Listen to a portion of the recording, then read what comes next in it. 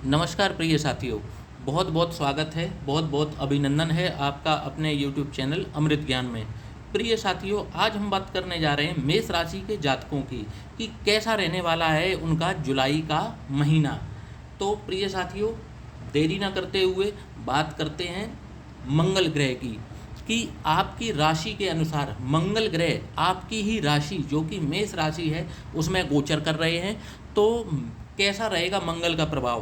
तो क्योंकि मंगल यहाँ पर स्वयं की राशि में है तो ये पंच महापुरुष नामक रोचक योग का निर्माण कर रहे हैं, जो कि आपकी रोग प्रतिरोधक क्षमता को बढ़ाने वाले होंगे, मान सम्मान दिलाने वाले होंगे।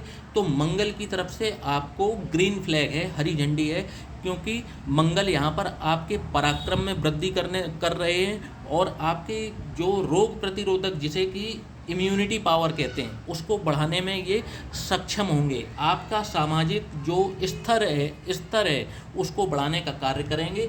आपकी ऊर्जा में, क्योंकि मंगल ऊर्जा के भी कारक हैं, तो आपकी ऊर्जा में भी वृद्धि करेंगे और जो भी आप डिसीजन लेंगे वो आप कड़क होकर के लेंगे और आप उसमें सफलता भी प्राप्त करेंगे। तो मंगल की तरफ से आपको ग्रीन फ्लैग मिलता है। अब बात कर लेते हैं प्रिय साथियों कि मंगल ऐसा कब तक रहेगा मंगल के साथ में। तो मंगल 12 जुलाई तक मेष राशि में रहेंगे।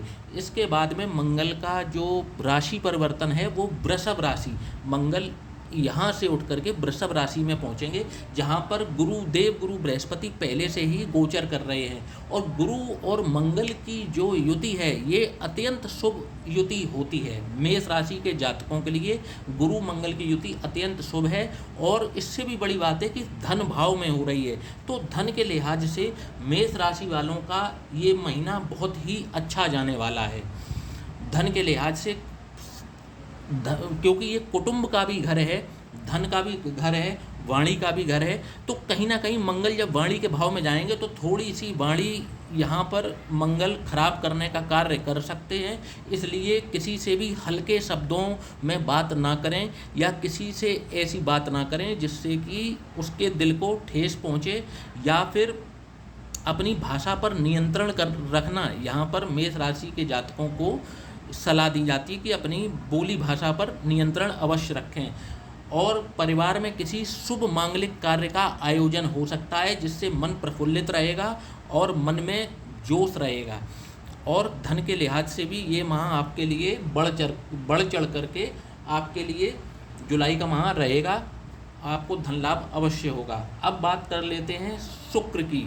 शुक्र क्योंकि मेष राशि के जातकों के लिए एक तो सप्तमेश होते हैं, लेकिन सप्तमेश होने के साथ साथ ये मार्केश भी होते हैं और द्वितीय भाव के भी स्वामी बनते हैं, जो कि भी एक मारक भाव है। तो द्वितीय और सप्तम भाव के स्वामी होकर के शुक्र पहले तो 6 जुलाई तक मिथुन राशि में रहेंगे, इसके बाद इनका गोचर कर्क राशि में हो जाएगा।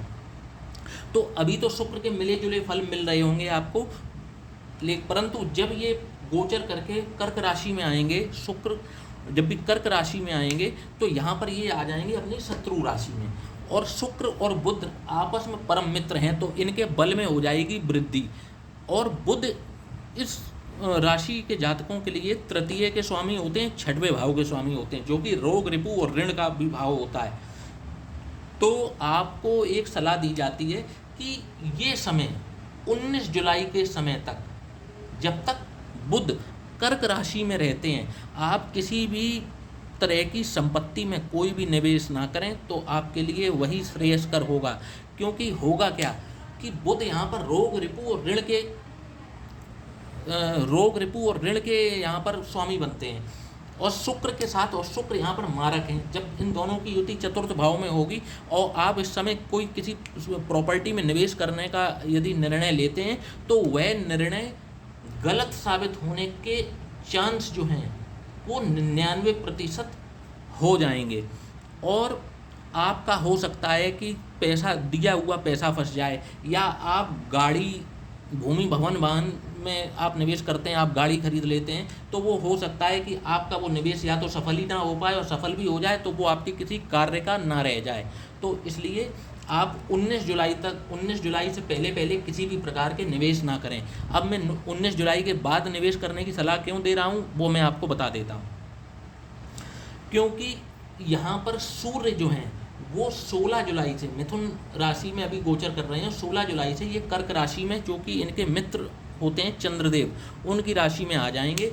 और 19 जुलाई से बुध जो हैं वो बुध पंचम भाव में विराजमान हो जाएंगे सिंह राशि में।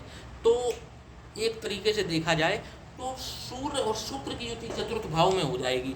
तो ये जो है निवेश की स्थिति बन जाएगी 19 जुलाई के बाद, और निवेश में लाभ भी होगा जब सूर्य देव यहाँ पर चतुर्थ भाव में आ जाएंगे। हालांकि किसी मित्र से धोखा आपको मिल सकता है। जब भी सूर्य चतुर्थ भाव में आएंगे तो कोई ना कोई मित्र आपको धोखा दे सकता है। तो मित्रों से थोड़ा सा एक एहतियात बरत के रखें, एकदम अंधविश्वास में ना रहें। मित्र से धोखा यहाँ पर मिल सकता है मेष राशि के जातकों को जब सूर्य चतुर्थ भाव में गोचर करेंगे। बाकी का निवेश की स्थिति बढ़िया रहेगी। भूमि भवन वाहन का आपको उत्तम लाभ अवश्य प्राप्त होगा। अब बात कर लेते हैं, गुरु तो आपके गोचर कर ही रहे हैं वृष राशि में, और ये पूरे वर्ष इनका गोचर चलता रहेगा। तो धन के लिहाज से आपकी जन्म कुंडली पूरे वर्ष ही बढ़िया चलने वाली है। धन के लिहाज से केवल बात कर रहा हूँ। अब बात कर लेते हैं राहु और केतु की। तो राहु आपके द्वादश भाव में गोचर कर रहे हैं। तो ये कहीं ना कहीं आपको आपकी ऐसी स्थितियों का निर्माण कर रहे हैं जहाँ पर आपको घर से दूर ले जाने का कार्य ये करेंगे। और आपको इस समय जो है किसी भी प्रकार की लड़ाई झगड़े फसाद इनसे दूर रहना है। कोर्ट कचहरी के केसों में आपको इस वक्त बहुत एहतियात बरत के चलना होगा। केतु आपके छठे भाव में गोचर कर रहे हैं, रोग ऋतु ऋण के। तो किसी ऐसी बीमारी जो आपको लंबे समय से चली आ रही है, तो ये क्योंकि मंगल का गोचर यहाँ पर मेष राशि में चल रहा है, तो ये आपके राशि के स्वामी होते हैं। तो कहीं ना कहीं उस रोग में आपको, क्योंकि जो यहाँ से रोग उत्पन्न हुआ था केतु के छठवें भाव में गोचर करने से, वो आप मंगल अपनी इस ग्रहों के गोचर में मंगल जब मेष राशि में गोचर कर रहे हैं, तो आपको उन स्थितियों में भी लाभ मिलता हुआ अवश्य दिखाई पड़ेगा। तो अब बात कर लेते हैं शनि की। शनि 29 जून से आपके लाभ स्थान में वक्री हो गए हैं। तो संतान से संबंधित कोई ना कोई समस्या दे सकते हैं। पढ़ाई लिखाई से संबंधित जो छात्र जीवन में, विद्यार्थी जीवन में जो भी जातक हैं, उनको पढ़ाई में मन ना लगना, इस तरीके के कुछ सिम्टम्स देखने को मिल सकते हैं। तो इसमें उनको हिदायत दी जाती है कि आप शनि से संबंधित ज़्यादा से ज़्यादा दान करके शनि को आप प्रसन्न कर सकते हैं। तो फिर यहाँ पर शनि की लाभ की स्थिति बन जाएगी। वैसे शनि जो है यहाँ पर लाभ स्थान पर आकर के कुछ ना कुछ समस्या खड़ी कर रहे हैं, लाभ होने में, भाइयों से मतभेद कराने में, संतान पक्ष से कुछ ना कुछ कष्ट दिलाने में यहाँ पर शनि आपके जो हैं वो तत्पर हैं। तो इसी के साथ में फिर बात कर लेते हैं बुध की। तो बुध का गोचर जो है वो 19 जुलाई के बाद में हो जाएगा सिंह राशि में। तो अब बुध क्या करेंगे यहाँ पर, क्योंकि बुध यहाँ पर रोग ऋतु ऋण के कारक हैं। तो यहाँ पर आपका रोग भाव एक्टिव है, ऋण भाव एक्टिव है। तो आपको 19 जुलाई तक तो मैंने मना ही कर दिया है कि किसी प्रकार का निवेश ना करें, क्योंकि बुध यहाँ पर बैठे हैं प्रॉपर्टी के हाउस में, और स्वामी किसके बनते हैं, रोग रिपु और ऋण के। तो यहाँ पर ये हाउस आपका एक्टिव है, और जब ये हाउस एक्टिव होगा तो आप जब भी भूमि में निवेश करेंगे तो आपको ये धोखा दिलाने का कार्य करेंगे। या हो सकता है आपने ऋण के लिए अप्लाई कर दिया हो, तो ऋण आप लेंगे और इस समय में ऋण अगर यदि आपने ले लिया तो उसको भविष्य में चुकाने में भी आपको उतनी ही समस्या आने वाली है। तो इस समय इस चीज़ों से बचकर ही रहें। अब बात कर लेते हैं कि जब ये सिंह राशि में जाएंगे, तो सिंह राशि में जाने के बाद में ये आपको, क्योंकि ये पेट का भी भाव है, पंचम से हम पेट संबंधित रोग भी देखते हैं, तो ये आपको कुपच से संबंधित, पाचन तंत्र से संबंधित कोई ना कोई आपको समस्या देने में सक्षम होंगे। तो इनके लिए उपाय ये रहेगा कि आप गाय को हरा चारा खिला सकते हैं। तो आपको बुध की जो नेगेटिविटी है उसमें भी आपको लाभ अवश्य दिखाई पड़ेगा। तो अगर हम इस पूरे माह को अगर समरी में बोलें मेष राशि के जातकों के लिए, तो धन संबंधित आपका समय अच्छा चल रहा है और ये आगे भी चलने वाला है।